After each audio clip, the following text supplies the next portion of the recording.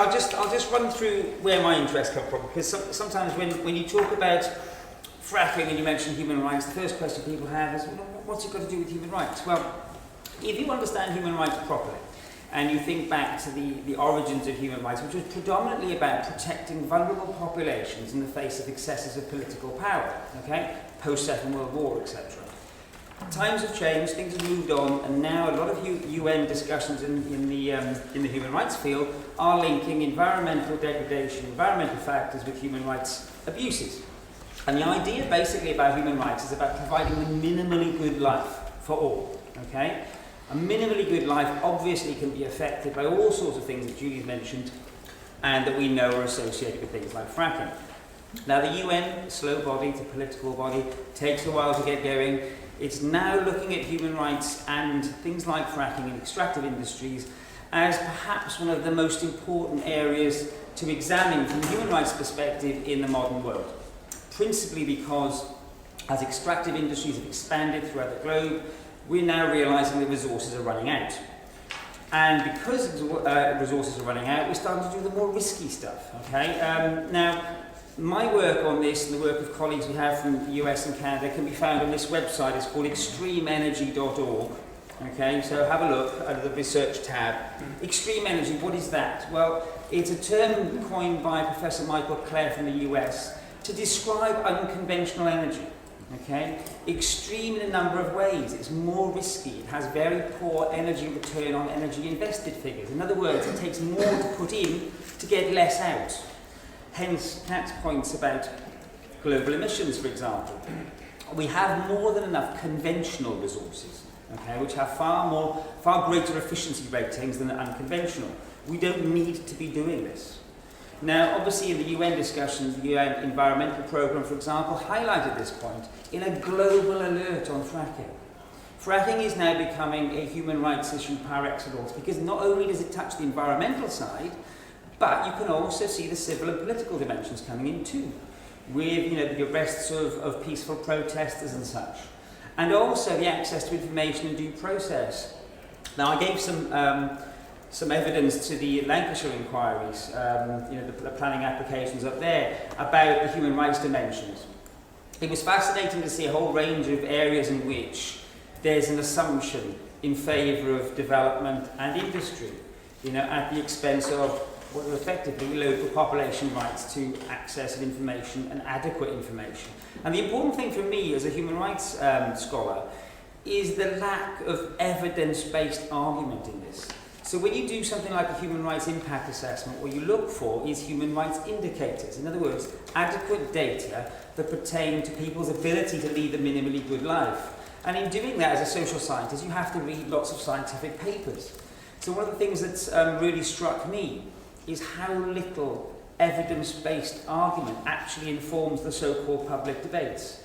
I'm a social scientist reading scientific papers, and it's not hard to get an angle on it because scientists nowadays have to articulate things in a way which is going to have a public impact and be understandable to the general populace. So there's no excuse really to not know this stuff.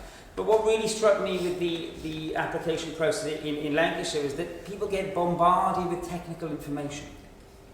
And one of the things that we do from a human rights perspective is to say, okay, we'll look at that, but what we'll also do is look at how people live through this stuff, okay? And what you're now seeing in the US and Australia is social scientists articulating people's what they call lived experience. What's it like living with this? And even those communities that you'll find who are initially supportive, once they experience it, the support drops off dramatically. And that's because of the things that you can't regulate away. Okay, it's because the industry itself requires infrastructure that regulation does not deal with. You need thousands of truck journeys and things like that, for example. You experience an industrialization of a landscape. So what the human rights community is now looking at is ways in which we can bring evidence to bear on policy discussions. Now, in the UK, we still have a Human Rights Act. The Human Rights Act is giving legal effect to the European Convention. The European Convention goes beyond the civil and political rights that we have articulated in the UK Act, but the UK Act has to be read and construed in the light of the European Convention. And there's been case law now looking at extractive industries and human rights. Now, one of the things that we can do if we want to bring human rights arguments into the planning process is to insist on evidence-based policy. And one of the things that I've really noticed, there's an over-reliance on think tank reports, okay, with all sorts of dubious funding backgrounds, etc. And I think one of the things that we can do practically is to insist on peer-reviewed academic evidence, okay, so independent academic evidence. And there is now 15 to 20 really important social science impact studies from Pennsylvania, from Wise County in the US, from Australia, that are really talking through the amenity destruction that people are seeing. And that's what planning authorities are interested in the UK, is what it does to local amenities. So I think, you know, insisting on these sorts of arguments and making human rights connections is one way that communities can resist this stuff. However, human rights is just one tool in a toolkit. And one of the things that we are trying to do now with the Extreme Energy Initiative and our collaborators is to really push this idea of a Permanent Peoples Tribunal, which we have now established on fracking.